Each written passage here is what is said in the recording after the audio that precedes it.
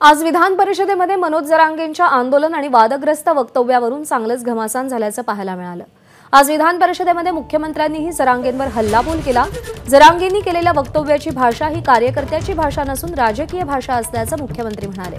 तसंच अंतरवालीतील दगडफेक प्रकरणी कोणी दगड जमा केले आणि कोणी दगड मारले याचा अहवाल पोलिसांकडे असल्याचंही त्यांनी म्हटलंय।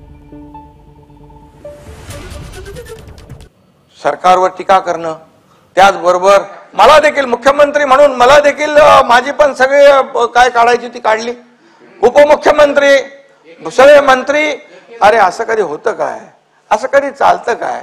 मग एकेरी पद्धतीने बोलणं आणि त्यानंतर या सगळ्या गोष्टीचा कहर केला की देवेंद्रजींना अगदी खालच्या पातळीवर त्यांच्यावर आरोप केला की त्यांना विष देऊन मारणार आहेत। आणि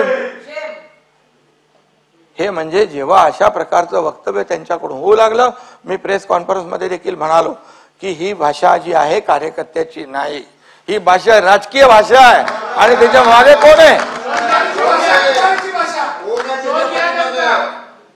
दगडफेक झाली त्यावेळचा देखील पूर्णपणे अहवाल पोलिसांकडे साईडीकडे आहे। कोणी दगड जमा केली, कोणी दगड मारायला लावली, ह्या सगळ्या गोष्टी काय लपतात का? आतापर्यंत बिलकुल सरकार पूर्णपणे एक सहानुभूती, एक मराठा संयम ठेवला होता। अरे जाळपोळ करायला लागले, आमदारांचं घर जाळायला लागले, त्याच्या घरात फॅमिली असताना।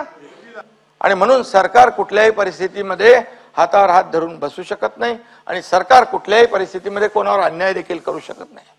आता मराठा आरक्षण म्हणजे मागण्या त्यांच्या कशा बदलत गेल्या, म्हणजे यामध्ये नंतर मग ओबीसी मध्ये द्या, मराठा आरक्षण 10% आपण जे दिलं, मराठा आरक्षण 10% दिले, हे कायद्याने दिले, आपण कायद्याने दिलेलं आहे आणि कायद्याच्या कसोटीवर टिकणारं आरक्षण आहे। सुप्रीम कोर्टाने देखील त्याच्यामध्ये एक विंडो ठेवली होती, पॅरा 550, मी मागच्या वेळेस ते या सभागृहात सांगितलेलं आहे की अतिशय अपवादात्मक परिस्थितीमध्ये राज्य सरकारला 50%च्या वरती आरक्षण देता येत आणि परिस्थिती निर्माण झाली। आपण मराठा समाजाला 10% आरक्षण दिलं, 10% आरक्षण देताना सगळ्या बाबी विचारात घेतल्या।